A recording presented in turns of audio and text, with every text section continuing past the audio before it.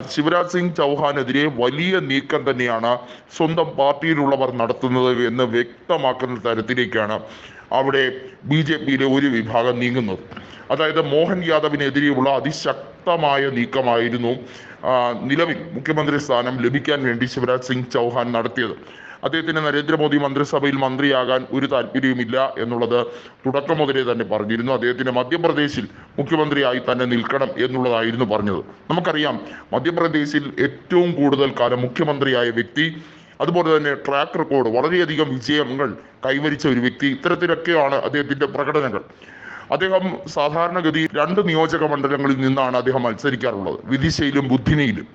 എന്നാൽ കഴിഞ്ഞ നിയമസഭാ തെരഞ്ഞെടുപ്പിൽ അദ്ദേഹം ബുദ്ധിനിയിൽ നിന്ന് മാത്രമാണ് മത്സരിച്ചത്. കാരണം വിദിശയിൽ വലിയ രീതിയിൽ കോൺഗ്രസ് ഇമ്പാക്ട് ഉണ്ടാക്കി കഴിഞ്ഞു എന്നുള്ളത് എടുത്തു പറയേണ്ടതാണ്. വിദിശയിൽ കഴിഞ്ഞ നിയമസഭാ തെരഞ്ഞെടുപ്പിലും അതിനു മുമ്പത്തെ നിയമസഭാ തെരഞ്ഞെടുപ്പിലും ഒക്കെ കോൺഗ്രസിന്റെ മുന്നേറ്റമാണ് കണ്ടത്.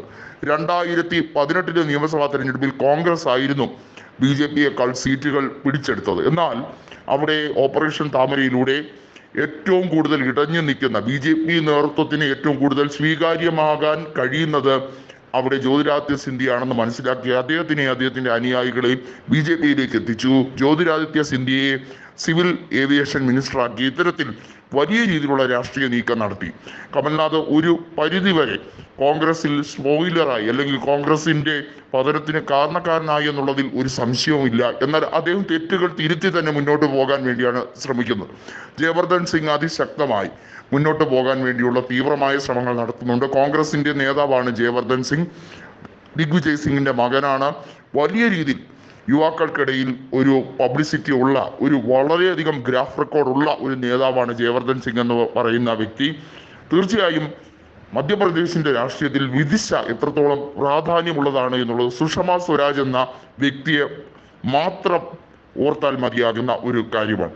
ആ മധ്യപ്രദേശിന്റെ വിദിശ മണ്ഡലത്തിൽ ഇക്കുറി വലിയ പോരാട്ടമാണ് കോൺഗ്രസ് കാഴ്ചവെക്കാൻ പോകുന്നത്.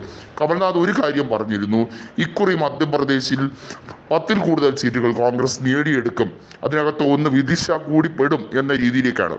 അത് വളരെയധികം വിരോധാഭാസമായി തോന്നുന്ന ഒരു സാഹചര്യമാണ് ആദ്യം കോൺഗ്രസ്സുകാർക്കിടയിൽ പോലും ഉണ്ടാക്കിയത്. 5 ലക്ഷത്തിലേറെ വോട്ടുകൾക്ക് BJP സ്ഥാനാർത്ഥി കഴിഞ്ഞ തവണ വിജയിച്ച വിദിശ മണ്ഡലം എങ്ങനെയാണ് ഇക്കുറി ശിവരാജ് സിംഗ് ചൗഹാൻ നിന്നാൽ തോൽക്കുന്നത്?